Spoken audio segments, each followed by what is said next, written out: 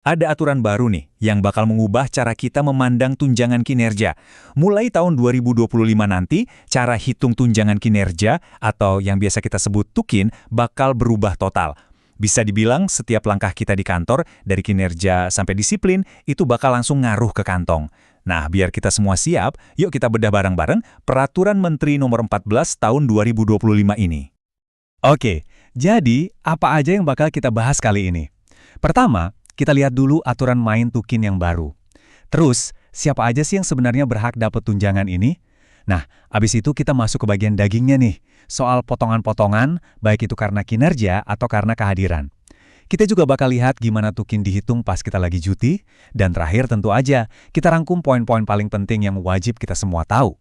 Jadi inti dari aturan baru ini simple banget sebenarnya. Pemerintah mau bikin hubungan yang super jelas antara apa yang kita kerjakan setiap hari sama tunjangan yang kita terima di akhir bulan. Tujuannya apa? Jelas buat ngasih penghargaan lebih ke yang kinerjanya bagus dan sekaligus nyentil kita semua biar lebih disiplin. Jadi setiap hari kerja itu sekarang benar-benar ada harganya. Oke, sebelum kita ngomongin soal potongan-potongan yang bikin deg-degan, kita harus pastiin dulu dasarnya. Siapa aja sih sebenarnya yang dapat tunjangan ini? Nah, kuncinya ada di satu konsep, kelas jabatan. Nah, kelas jabatan ini jadi titik awal semuanya. Anggap aja ini kayak level pekerjaan kita di dalam sistem. Level ini ditentukan dari seberapa sulit pekerjaan kita, seberapa besar tanggung jawabnya, dan kualifikasi yang dibutuhin. Logikanya sederhana, makin tinggi kelas jabatannya, ya makin besar juga dasar tukinnya. Nah, yang nggak kalah penting, kita juga harus tahu siapa aja yang maaf-maaf nih, nggak dapat tukin. Di peraturan ini jelas banget disebutin.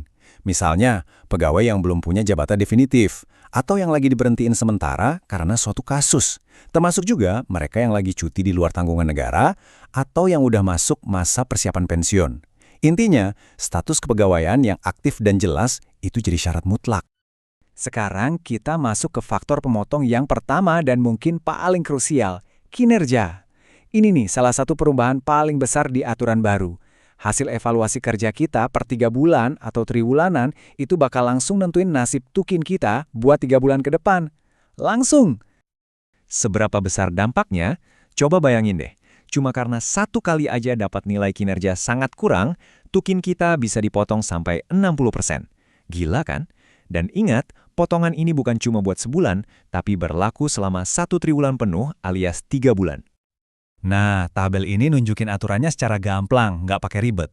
Nilai kinerja kita dari baik sampai sangat kurang itu punya konsekuensi langsung. Ada kabar baiknya toh, kalau kinerja kita dinilai baik atau lebih tinggi lagi, tukin kita aman, 100% utuh, nggak ada potongan sama sekali.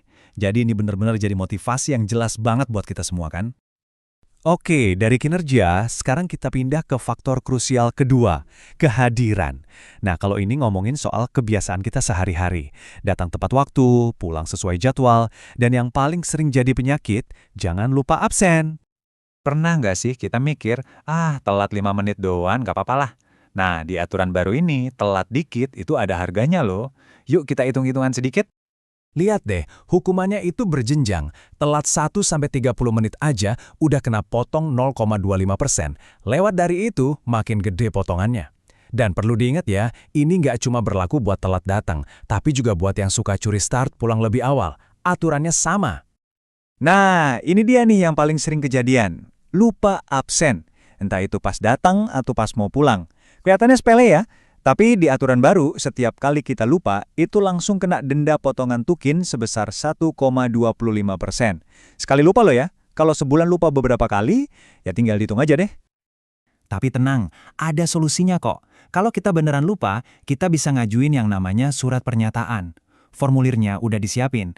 Ini bisa jadi penyelamat biar tukin kita nggak kepotong. Tapi ada tapinya. Jurus ini ada batasnya. Cuma bisa dipakai maksimal 2 kali dalam sebulan. Jadi jangan dijadiin kebiasaan ya. Kalau tadi cuma telat atau lupa absen, gimana kalau beneran nggak masuk tanpa keterangan? Nah, ini sanksinya lebih berat lagi. 1 hari aja kita mangkir kerja, tukin langsung dipotong 2,5%. Dan yang paling parah, kalau kita nggak masuk 10 hari kerja berturut-turut tanpa kabar, tukin kita buat bulan itu hangus, ludes, 0. Ini nunjukin kalau pemerintah benar-benar serius soal disiplin. Oke, lanjut. Gimana kalau kita nggak masuk karena alasan yang sah, misalnya sakit, atau ada urusan keluarga yang penting banget? Nah, ini masuk ke bagian tunjangan selama cuti. Aturannya gimana? Yuk kita lihat. Nah, di bagian ini penting banget buat kita tahu status kepegawaian kita. Apakah kita PNS atau PPPK? Kenapa? Karena aturan main buat cuti sakitnya beda banget. Seperti yang bisa kita lihat, besaran tukin yang dibayarkan itu beda, tergantung berapa lama kita cuti. Jadi, pastiin kita tahu aturan yang berlaku buat kita ya. Tapi ada kabar baiknya kok, buat momen-momen penting dalam hidup, kayak menikah, cuti mendampingi istri melahirkan, atau pas kita ngambil cuti tahunan, tukin kita tetap dibayar 100%. Jadi kita bisa fokus ke momen penting itu tanpa perlu khawatir soal tunjangan. Dan ada satu lagi nih yang positif. Kalau kita dapat tugas tambahan jadi pelaksana tugas, atau PLT, atau pelaksana harian PLH, itu ada bonusnya. Selain dapat pengalaman, kita juga bisa dapat tambahan tukin sampai 20%. Jadi ini semacam penghargaan buat yang mau ambil tanggung jawab lebih. Oke, kita udah ngebahas banyak detail teknis. Sekarang mari kita tarik benang merahnya. Apa sih poin-poin paling penting yang harus kita pegang biar tukin kita maksimal di bawah aturan baru ini? Jadi, kalau mau disimpulin, resep buat dapat tukin penuh itu sebenarnya cuma 2. Pertama, jaga kinerja biar selalu dapat nilai baik. Kedua, jadiin disiplin itu kebiasaan sehari-hari. Datang tepat waktu, absen jangan lupa, dan kalau ada apa-apa, langsung urus surat izinnya. Simple kan? Kinerja bagus, disiplin terjaga, tukin aman. Nah, peraturan baru ini sebenarnya ngasih kita kendali penuh atas tunjangan kita sendiri. Setiap hari itu jadi kesempatan buat kita nunjukin kinerja dan disiplin. Jadi pertanyaannya sekarang bukan lagi apa aturannya, tapi lebih ke diri kita sendiri. Kira-kira besok perubahan kecil apa yang mau kita lakuin buat ngamanin tukin kita? Jawabannya ada di tangan kita masing-masing.